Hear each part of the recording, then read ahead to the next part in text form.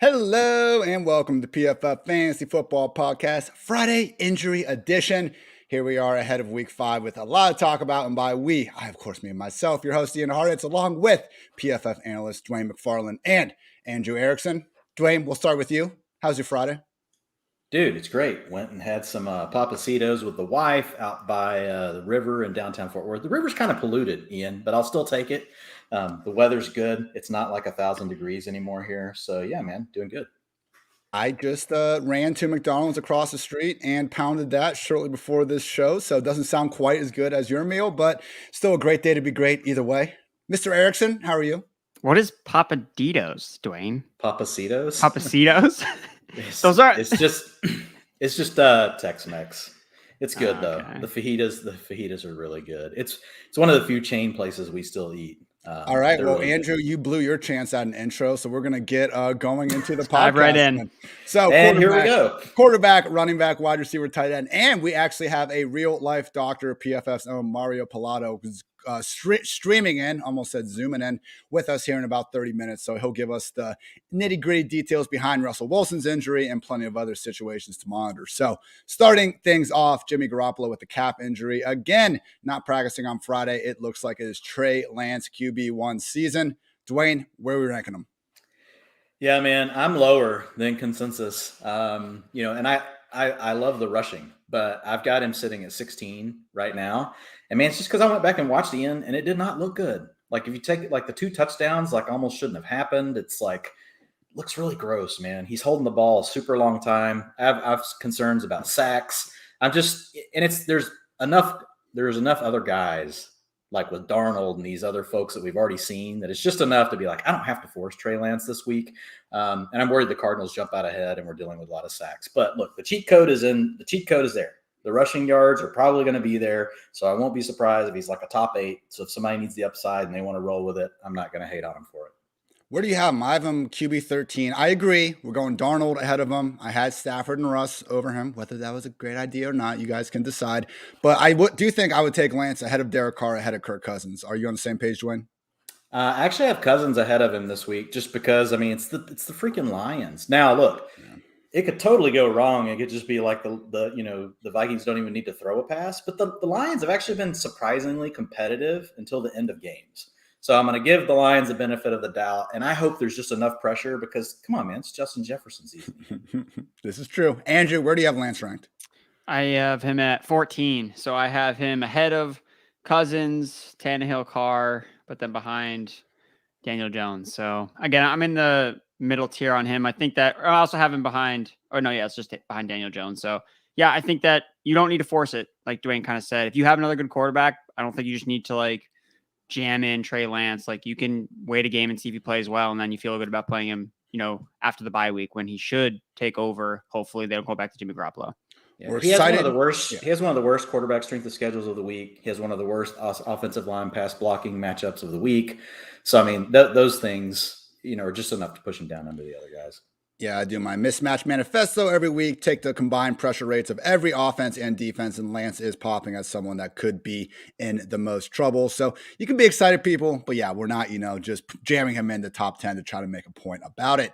We have Teddy Bridgewater seemingly on track to play. He's expected to clear the concussion protocol, was able to get in a limited one on Thursday. We'll see if he's officially taken off here soon, but we are assuming Teddy will be under center. Not really the matchup we're looking to start him in and of himself, but we can feel better about Colton Sutton this week. And also Noah Fant, who is the featured tight end with Albert O out of the picture. More on him later.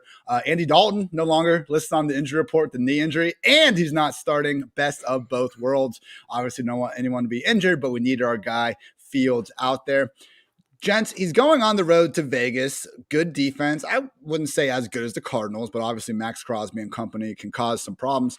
I have Fields down a little bit lower, QB 19, still ahead of Heineke, Burrow, Baker, and some of these more pocket type guys, but behind Jones, Lance, Cousins, and Tannehill. Is that about right, Andrew, or do you think we're a little bit low on Fields? No, I think it's okay to be. I'm lower. I think I'm lowest on him. I have him at 25. I just not. Sheesh. I'm not playing him. What does he show? He's played 2 full games and he scored less fantasy points than Trey Lance has scored in 1 half. So yeah, I got to see him put up fantasy points first. The mobile rushing hasn't been there, And until we see the systematic change where the play calling is actually using him in design runs, then he's just another quarterback that I don't necessarily feel great about in a not great matchup. Andrew woke up and chose violence. Dwayne, you sharing the same sentiment? I'm always violent, Ian. I mean, you know this. So, yeah, so I have him one spot behind Trey Lance. I have it Lance at 18 and Fields at 19. So, I mean, I've got Derek Carr, Tannehill, Daniel Jones, Joe Burrow, all ahead of him. Bunch of haters you guys are, but no, I think it's a very fair all the way around. And Big Ben Roethlisberger is good to go. Does it matter? Apparently not, because the Steelers, per Adam Schefter, are no way in heck benching Ben Roethlisberger this season. I do have Trey Lance and Justin Fields ahead of Ben Roethlisberger, Ian. Well, yeah, I'd hope so. I think I have to find a new co-analyst. Or not. I think the only guy I have behind Ben Roethlisberger is Davis Mills. That's fair. He's gonna be seeing some ghosts this week. Quickly turning into the slander Big Ben hour here on the PFF Fantasy Football Podcast. Talk some running backs now. Christian McCaffrey, doubtful with the hamstring injury. As you know, I believe it's like a 95% out rate when a player is listed as doubtful. So barring McCaffrey putting on the Superman cape, not expecting him to be back for another week. Chuba, as we saw last week, it was good, not great. I think he's a low-end RB2 in this spot. Unfortunately, Rodney Smith is getting most of the pass down work. So Chuba, you can feel good about starting him. We're just not at that like legit top 12 or anything really near it at this point. But hey, you spent a lot for him on the waiver wire. You probably should be firing up Chuba in more lineups than not this week. Guys, let's talk about the Vikings because we got Dalvin Cook. Seemingly didn't practice all week. He might have got in a limited session on Friday, but he is being called a game time decision by Mike Zimmer himself. Now, Alexander Mattison, as we saw last time, does have true RB1 ability when Cook is sidelined. But if Cook plays like through this injury, Dwayne, how far are you knocking him down to ranks? Because like when we talked on Tuesday, it was like if we get a healthy Dalvin Cook in this spot, he'd be the overall RB2. We know it's not a healthy Dalvin Cook. Assuming Dalvin plays, Dwayne, where would you rank him? Yeah, if he was healthy, I would have him as RB1 this week. I mean, Vikings are favored by 9.5, implied points of 29.5. RB strength of schedule is a 9.9 out of 10. That's number 2 on the slate. So, yeah, this sucks for Dalvin Cook owners. But at this point, and I'm going to adjust after the show, with this news of game time decision, I don't know about you guys. I want your thoughts. But I'm assuming there's some sort of cap on his reps at this point, even if he plays. So last week we saw him get under 50% of the attempts, which is probably where I'm now going to slot him, which means I'll still have him in my top 24, but he's going to be more down. He'll be behind Jonathan Taylor, Kareem Hunt, Clyde Edwards-Helaire. Somewhere right in that range is probably where I'll end up having Dalvin Cook when all is said and done. What we really want is just rest him. This is why you have Alexander Mattison. Yeah. Just rest him, let him get better. Even if you're a Dalvin Cook, fantasy manager, I think that's what you want. You just want a healthy Dalvin Cook. Not really. Not really. I would, but I mean, that's me. I'd rather just know I have Dalvin Cook healthy when he comes back than him just keep re-aggravating this injury, which seems to be a concern. If we could guarantee health the rest of the year with one more missed week, then okay. But it's the Lions, man. Like these are one of the ones that you circle on the calendar at the beginning of the year. Andrew, let's move on to Arizona, though, and basically ask you the same question here. We have Chase Edmonds shaping up as a game-time decision with the shoulder injury. He wasn't able to practice on Wednesday or Thursday. Obviously we're moving James Conner up a bit. If Edmonds is fully sidelined, I would say that, I wouldn't necessarily guarantee Conner for this 3-down role. I think Rondale Moore would honestly just be siphoning into a lot of that receiving work in particular that Edmonds gets. Let's say Edmonds plays, though. It's at 4:30. This is the afternoon game. So I would say to fantasy managers out there, if it's close, like if it's Damon Harris versus Chase Edmonds or something like that, start the other guy that's playing at 1 o'clock, unless we get some better, confirmation over the weekend. But Andrew, let's say Edmonds plays. How would you approach him in this spot? Because man, the guy's due for a touchdown. We love the receiving work, but shoulder injuries usually aren't something to mess with at running back. Yeah, I know. I love the spot here for Chase Edmonds. I have him at RB17, assuming that he's healthy, but obviously that he's banged up. It's definitely not ideal. It's not an ideal situation. I still think he'll be a top 24 back for me. That's kind of what he's been. I think that he's still going to be involved in the passing game. So I'm not wicked concerned about Chase Edmonds and his value. So I'll keep him in there as a back end RB2. You making fun of because I said wicked? Yes, you just throw it casually in there and expect us not to say anything. You freaking Easterner. Nah, it's good points all around. Joe Mixon seems doubtful. He's going to practice on Saturday. Who knows what Zach Taylor's doing? Wasn't able to get in there all week. Apparently limited on Friday, but we'll see. Game time decision. It is an early game, but once again, like Zach Taylor called Joe Mixon day to day for like 3 months last year. Dwayne, assuming Mixon is sidelined, what are we doing with Samaje Perine? And Chris Evans isn't at this point worthy of a start, right? Yeah, I'm assuming Joe Mixon's not playing. I do not have him in my rankings right now, and I'm not putting him in until I hear that news. I don't trust Zach Taylor just for the exact reason you just said, Ian. So I'm expecting Samaje Perine to play tomorrow, and I've got him as RB24. So, I mean, I believe he's a low-end RB2. You know, you could have him slightly below that. You could have him more as a high-end RB3, somewhere in that range. I think he gets about 70% of the work overall. Probably splits some of the passing down work with Chris Evans, but handles most everything else. My RB25, so we are right in line. Andrew, 49ers, ever evolving, ever injured backfield. We got Elijah Mitchell getting out of the blue non-contact jersey this week, but still shaping up as a game time decision of sorts with that shoulder injury. If both Mitchell and Sermon are playing, I mean, I don't know how we can feel all that confident about either guy. I think Sermon's a fine upside RB3, looking at 15 to 20 carries if we have Mitchell out. But assuming both these guys play, are you just going to pick the other guy in most start-sit questions? Probably for the most part, but I still have Elijah Mitchell as I have him as RB28. So if I have him, I'm probably going to play him, even if Trey Sermon or if they're both active, because everything that we've seen from Mitchell when he's been active, he's been the guy. And when we saw Trey Sermon, have that role of being the guy, it was really more, oh, well, Kyle Juszczyk's going to play a lot too. And that was never really the case with Elijah Mitchell. Like he was more or less receiving all of the touches in the backfield for the most part. So I still think that's how they view him. I think that they were upset that they couldn't use him last week. I know that they were I know we talked about on the podcast last week how they're like, hey, we're going to just do whatever we can to get this guy ready to play. I mean, he obviously didn't go last week. So I still think it's Elijah Mitchell. Again, it's a little bit of a leap of faith because we kind of know anything can happen with the Shanahan backfield. But I mean, the matchup is the best. And I guess I'm just looking at Mitchell versus Sermon. And if I'm betting on one of these guys to break off an explosive run, Mitchell's done that so far already this year. He has that big run for a touchdown. So I'm going to lean towards Elijah Mitchell here. And I will probably start him as like at least a RB3 or flex. I agree. If it's between Mitchell and Sherman, you need to pick Mitchell if both of them are healthy. I just kind of equated to like last week where Henderson was coming back from that injury and we knew Sony had taken over. It would make sense if they limit Mitchell a little bit in this week compared to other ones. Obviously, San Fran does have a week 6 bye, so we'll see what happens there. But yes, Mitchell over Sherman if it comes to and that. Quick note, like Mitchell didn't have the passing down work early on. It was just that you had JaMychal Hasty. So you didn't notice the Kyle Juszczyk thing because they didn't need Juszczyk because they were using JaMychal Hasty in the passing down role. So really, Sermon, if you look at it close, like Mitchell's had slightly larger role. I love to combine my words on Friday. So he's a little bit of a better role, but they were closer than what people think. Because I thought the same thing, Andrew, when I was first looking at it. I was like, oh yeah, Mitchell, like he had all the work, yada, yada, yada. And when I went back and looked at it, I was like, oh, actually, like they basically had almost the same role. But I am in agreement with the two of you. I have Mitchell at 23 right now. If he plays, I think he's a borderline RB2, and he's the player I would trust. And I do not want Sermon in any of my lineups if Mitchell's active. 100%. All right, I'm going to run through some of these because would like to get through them before we get the doctor guy on here in about 12 minutes. Ezekiel Elliott listed as questionable with the knee injury. He's come out already and said that he's planning on being out there.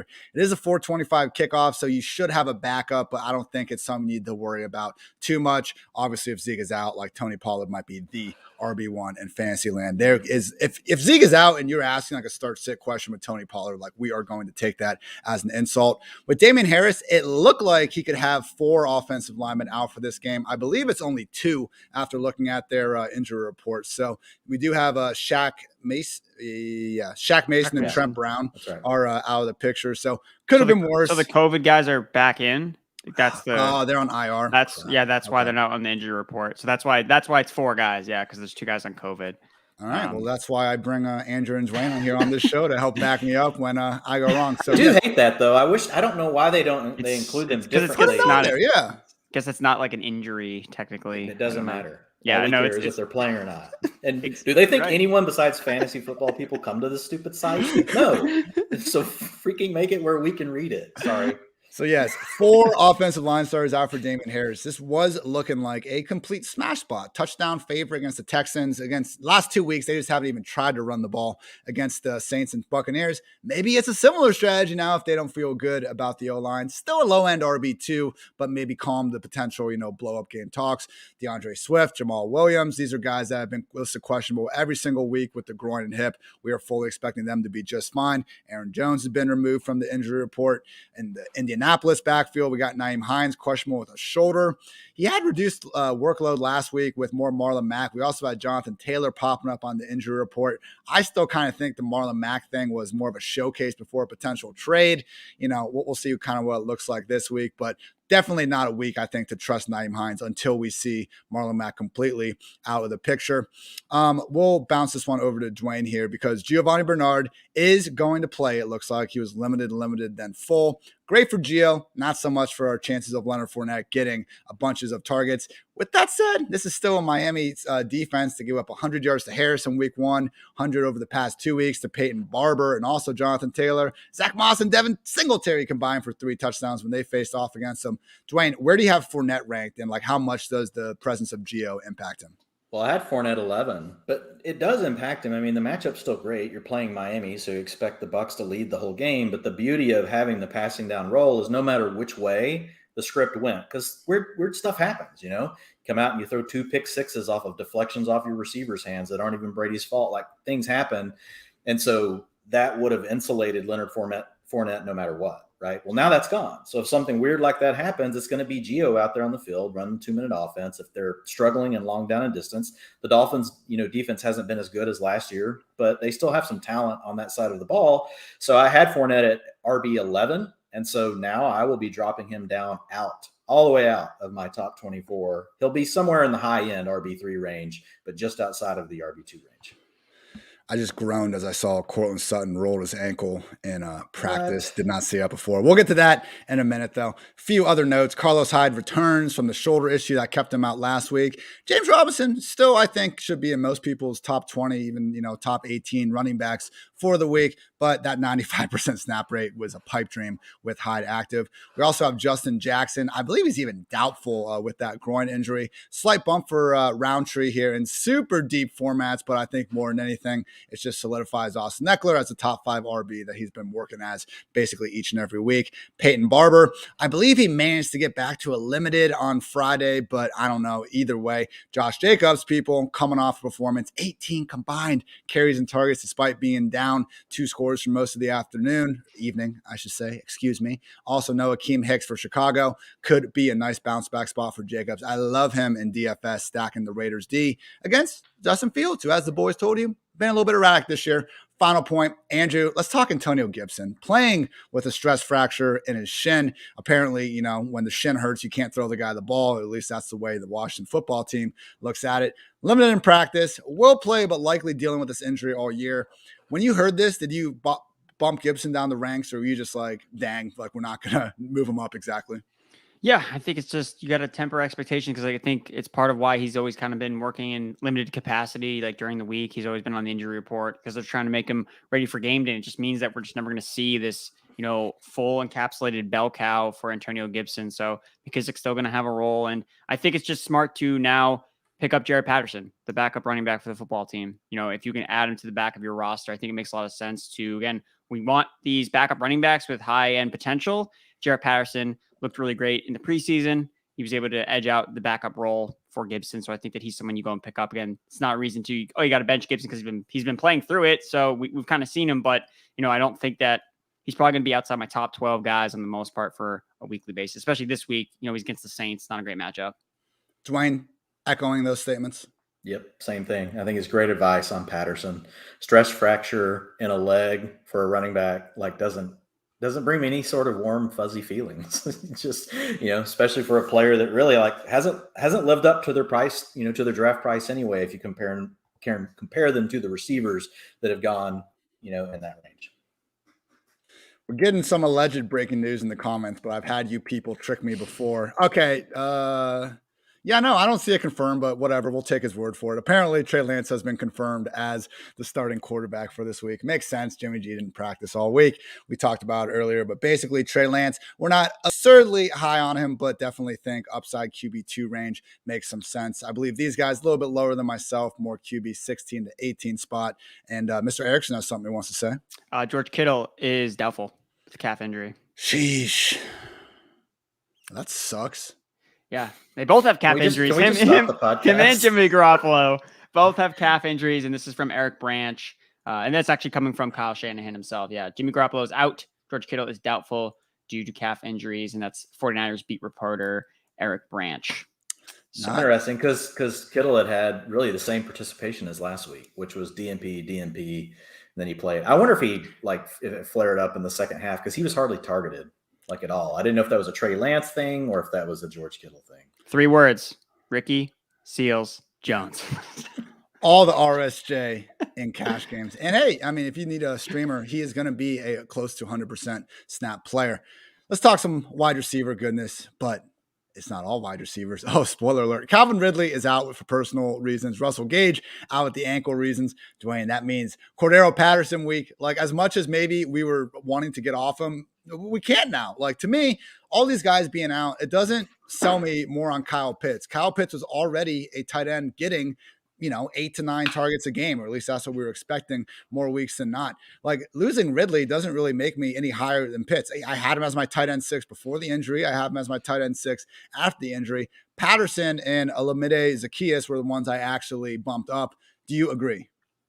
Yeah, I did bump up Pitts 1 spot, but it wasn't, it's just within a tier. But yeah, I mean, you have to give Patterson a little bit more, but at the same time, I'm not getting crazy with Patterson just because all the touchdowns and everything he's had. And look, let's be honest, almost half of his points have come lined up out wide, Ian, as a receiver, which, no offense, he sucked at his whole career. And so now he's not going to have Calvin Ridley on the other side. He's going to have more attention on him. So I think it's a situation where, to your point, yes, I agree. It's you're going to have him in your lineups no matter what. I just wouldn't expect a ton more for him. And in DFS, I'll probably fade. Well, it won't matter because it's going to be on when nobody's watching on Sunday morning, because it'll be in London.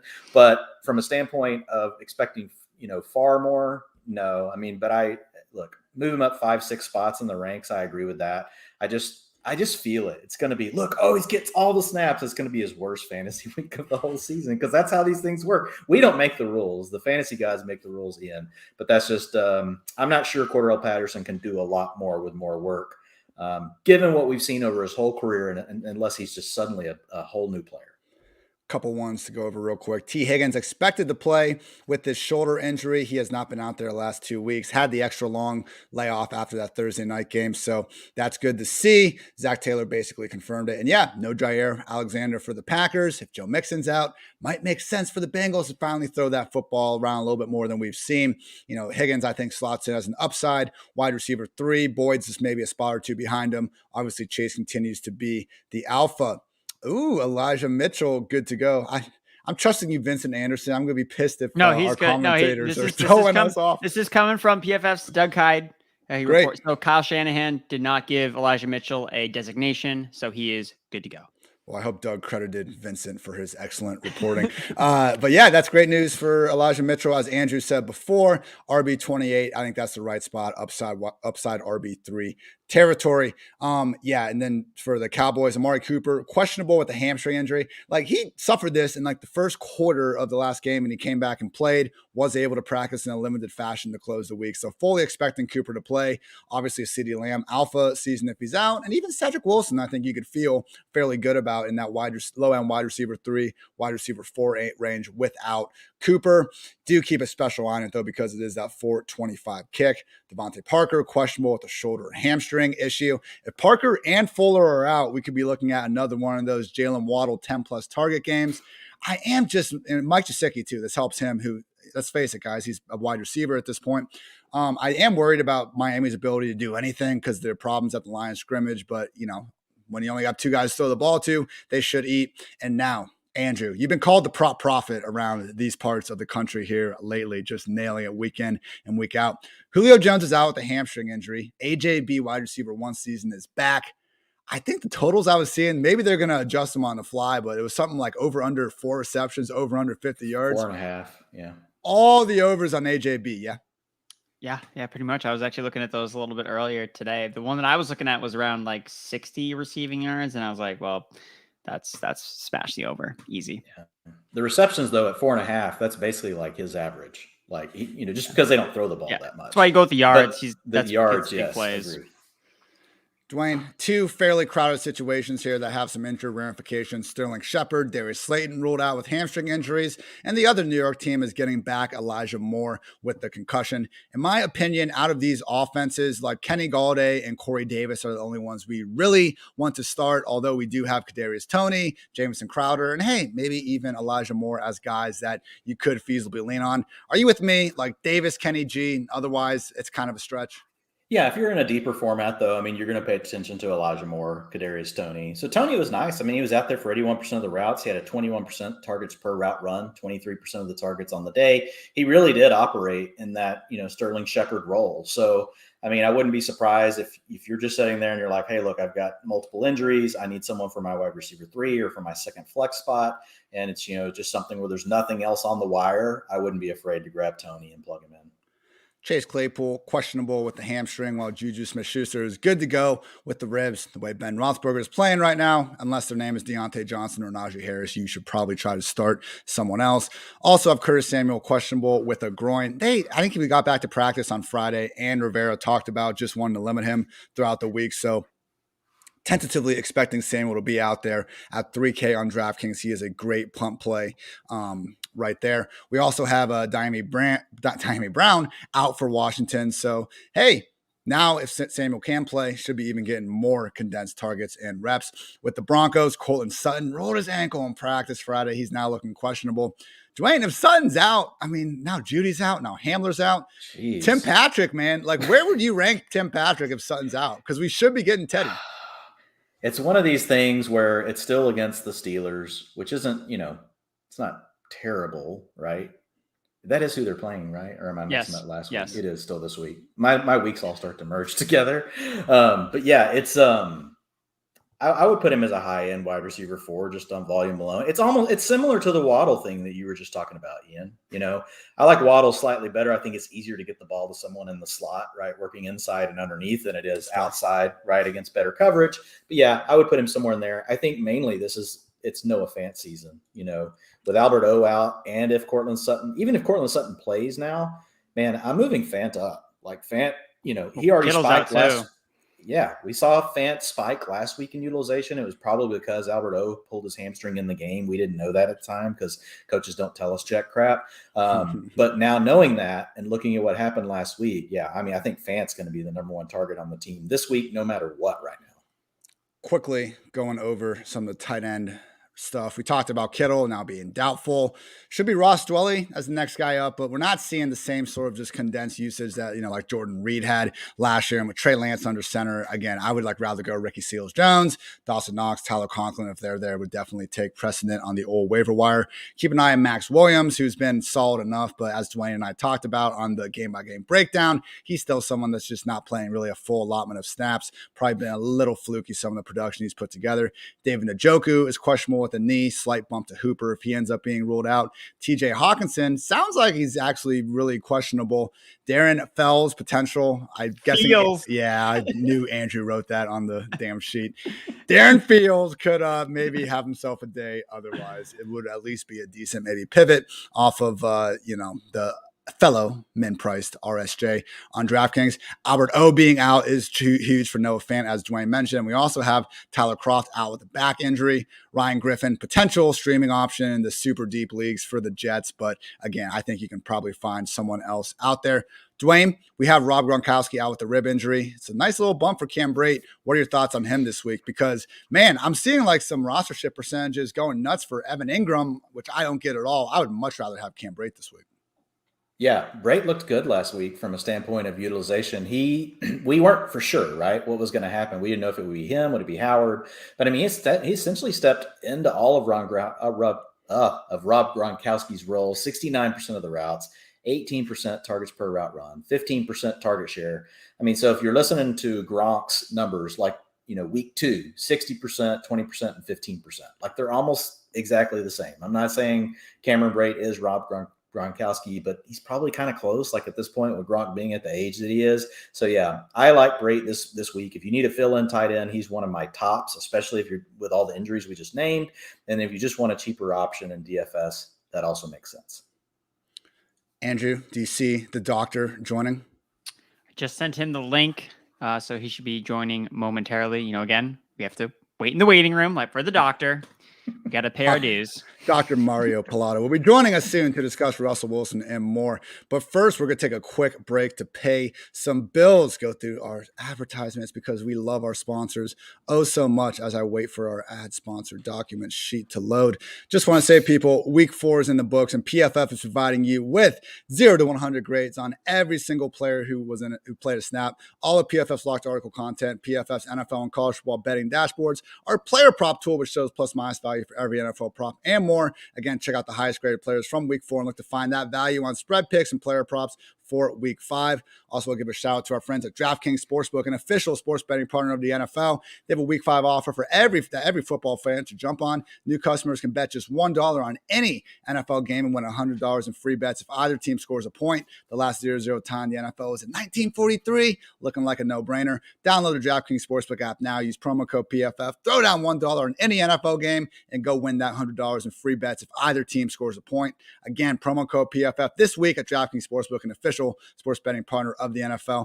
Must be 21 or older. New Jersey, Indiana, or Pennsylvania only. New customers only. Minimum $5 deposit, $1 wager, 1 per customer. Restrictions apply. See DraftKings.com/sportsbook for details. Gambling problem? Call 1-800-GAMBLER. You read the freaking ads. You can laugh. I don't want to read it. I completely love you. The doctor is ready for us. Bring them in. Hey, now introducing no, this everyone. Is true.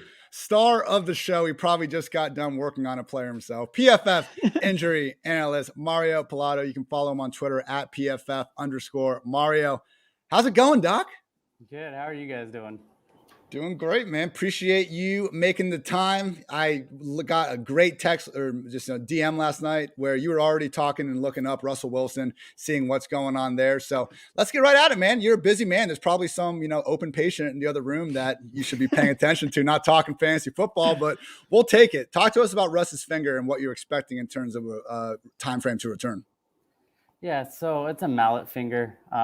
There's a lot of different things going out there. People talking about he'll be out 6 to 8 weeks. That's not the case. What they're going to do is put in a K-wire, essentially, which that's what people are talking about when they say pins. What happens then is that acts as an internal brace. He'll have that on, and he'll probably get it removed in about 6 weeks. He could play next week. They have 10 days. It really depends on how he can grit the ball, how he's throwing it, whether he relies on his index finger or his middle finger. That will control the accuracy. Dwayne, did you see enough from Gino to wonder like we could actually have a streamer here if Russ is out, or was that just a fun Thursday night thing? It felt like it was probably just a fun Thursday night, thing where the other team wasn't ready for Gino. I don't think Gino was ready for Gino on Thursday night.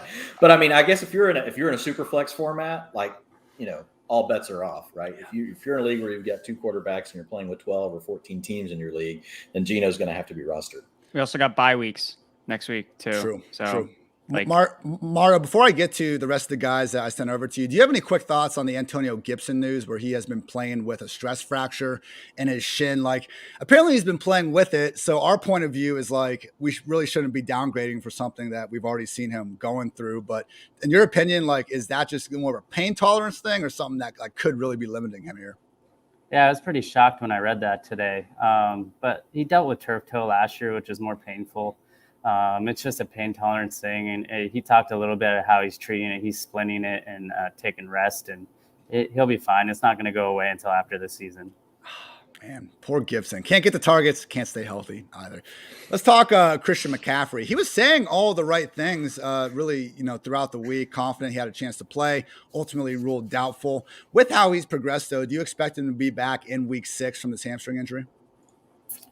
Yeah, I do. He is progressing well, but it's touch and go. Have you guys seen practice reports on him today yet? I think he was limited. Limited again. Yeah. He was limited, yeah. I expect him to give it a go at this point.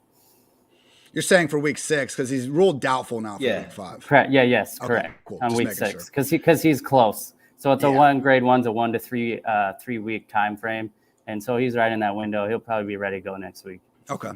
Now, another guy, Joe Mixon, kind of the opposite. We were all expecting him to almost get ruled out at this point, but we're hearing more of a game time decision. They want to see how he looks on Saturday. He did get back to a limited practice today. Not sure exactly how much he did. Do you think he actually has a chance to play this Sunday, or is this looking more likely like week 6?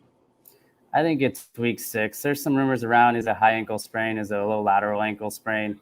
Regardless what it is, I think he's about another 1 to 3 week time frame. I don't see him giving it a go this week. I think next week is more realistic. And if he does give it a go, I'd be careful putting him in your lineups. And Lord knows we won't get good information from Zach Taylor about the problem. So thanks for that, Zach. And good news, more positive news, Mario. We got A.J. Brown returning from a hamstring injury. Julio is out for another week. You know, AJB, like he's almost an exception to the idea that injuries are supposed to slow you down. Double knee surgery this offseason. Clearly didn't impact him too much last year. Are you expecting to see the usual, AJB world beater out there this Sunday, or should we maybe expect a little bit of a reduced version, at least at first? I mean, usually when you come back from a hamstring injury, it's about minus 10% on your production that first week back, but they don't really have any options. So, I think you're going to fire it up and you'll be just fine with him in your lineups. And it's the Jaguars. Andrew, just right back in the top 12. No questions asked. Yeah. A man, a few words. Doesn't need to say more. Mario, we got Dalvin Cook with this ankle. Apparently, it's going to be a legit game time decision. Like, I guess our kind of concern is that he tries to gut this out again. Are we looking at another situation where re-aggravation or him just not being able to really play his usual role is certainly in play? Yeah, I mean, I think he's really dealing with a high ankle sprain, and I would just stay away from him right now because if you saw him last week, I mean, I don't know what he would have gotten better. He needs rest. I would be skeptical of starting him. Yeah, no, that's very fair. I think Dwayne hit it on the head earlier saying that still top 24. It's Dalvin Cook against the Lions, but we definitely can't treat him as that locked in, top 2 option, let alone even top 12 this week that he normally would be. One more running back. We got Chase Edmonds with his shoulder injury, another game time decision. And this time it's actually at 4:25. I'm not even sure when the injury happened. We haven't gotten a ton of words on it. Do you have a read on this situation, or is it just going to be more of a pain tolerance thing that really only Chase knows? I mean, I don't really know what happened because he finished the game. I didn't see anything in the game where I'm like, oh, that's his shoulder injury. My guess would be he's dealing with an AC joint sprain, which means he should be able to go. I don't think their practice reporters came out yet today. So that's what I'd follow. But again, with that late start, you got to have backups ready. This is my fault, everyone, because I tweeted that, hey, happy Chase Edmonds is going to score a touchdown week. And within like 3 minutes, Dwayne DMs me. He's like, bro, Edmonds has a shoulder injury right now. No, it's just like, there's no going back. Doesn't matter. Last one, Mario, I'll let you get back to, important real life things here in a second. But Baker Mayfield has a torn labrum. No, I haven't forgiven him for missing OBJ on 3 touchdowns last week. Should we expect that to be the norm? Because it's on his left arm, his left labrum. I don't know. Is that still just enough to impact a player's entire ability? I think it's a thing where he's getting used to the harness. So he's wearing a harness in order to stabilize that shoulder. It's his non-throwing arm. He will need surgery in the offseason. It's about 6 months. Usually it's 6 months is when we let our athletes start coming back. So, I mean, he should be fine. It's pain. It's a harness. I think he's just trying to get used to it. But, if he can't, it might be an accuracy issue the whole season. Wow, I never thought we'd reach the stage where we could be begging for Case Keenum to save Odell Beckham's fantasy value, but might not be too far away. Mario, thank you so much for the time. You'll be back here, hopefully, each and every week. Obviously, can't exactly confirm the surgery schedule all the time. People can find you on Twitter at PFF_Mario. Anything else you want to get off your chest, my friend? No, thank you guys for having me. I look forward to joining weekly. Awesome, man. Thanks, we will Mario. talk to you this time next See you, week. Mario. Thank you, Mario. Take care, guys. Guys, I think it's been maybe our most professional edition of this podcast yet. Andrew, now you got something to say. What's up? Yes, I do. So the Cardinals injury report just came out on the Twitter sphere. So Edmonds was limited today after 2 DNPs. So that's at least good. It's also mentioning Eno Benjamin, the 3rd string running back, has also been limited all week as well. So if it is James Conner, he's the healthiest back. So we could see him actually have a 3-down role potentially if you could see both of the backup running backs, Edmonds and Benjamin, both banged up entering this game. Let's entertain this thought for a second, because I don't see James Conner getting like 8 targets. I think Rondale Moore will get the target boost. But hey, man, in this game, I think we're all kind of agreeing that while Lance might get his rushing yardage, like you take away Kittle, this could be a beatdown by the Cardinals potentially that gives Conner his ideal game script. Looking at it right now, man, assuming Edmonds is out, I have him as my RB20 right now. I think that's probably about where we should put Conner. Dwayne, are you with me? Yeah, and I had Edmonds a little higher than that, but yes, I would put Connor up into my top 24 if we do get confirmation that we're going to be without Edmonds. And I'm with you. I think we wouldn't see Connor fully take over all the routes, but he's already getting over half the carries. Well, about 45% of the carries, and then there's 40% to Edmonds, and the rest go to Murray. So I would expect Connor's role to grow through the ground game. To your point. And probably Rondale Moore working a little more from the backfield, picking up some of the receptions that are left behind. And Edmonds has an 18% target share, so it's not like it's nothing. I mean, it's like third on the team. Do we move up Debo and/or Ayuk without Kittle? I don't think I can move Debo higher. That's also very true. He already has like a 30% target share this season. Man, I'm already scared just because of the Lance thing. Like, seriously, if you take away that one throw last week, like, oh my gosh, like it would. Now, Debo still would have been great, but you're getting targeted 35% of the time, even if your quarterback sucks. I got to roll with you. But remember, that's what Allen Robinson's been dealing with, a 30% target share with a crappy quarterback. So, I mean, it can matter. Anything else either of you want to get off your chest? I got a Cincinnati Bearcats tailgate to go get drunk at. No, man, go have fun. Go Bearcats. Go get them. Go Bearcats. For Dwayne, for Andrew, I'm Ian. Thank you as always for tuning in to PFF Fantasy Football Podcast. We'll be back every week at this time with more injury analysis from a real doctor. I still can't believe we pulled that off. Great stuff by Mario. Great information there. Dwayne and I will be back Monday morning with the game-by-game breakdowns, breaking down the following week's games on Wednesday, Waiver Wire Tuesday. Andrew and I put together one of the world's just highest-rated DFS shows, or at least I've heard. Okay, maybe I haven't heard that. Whatever you could imagine. And Andrew always puts his incredible prop record on the line there. So over on Josh Jacobs. Oh, he's just throwing him out. He's just, fearless at this point. Gotta love it. That works. I have Mecole Hardman as my under for the week. So wow. Now Dwayne's coming for the crown. Gotta love it. For Dwayne, no, I'm just complimenting Andrew. I'm not. We gotta parlay these together. I have to go, you savages. All right. For Dwayne, for Andrew, I'm Ian. Thank you as always for tuning in to PFF Fantasy Football Podcast. Until next time, take care, everybody.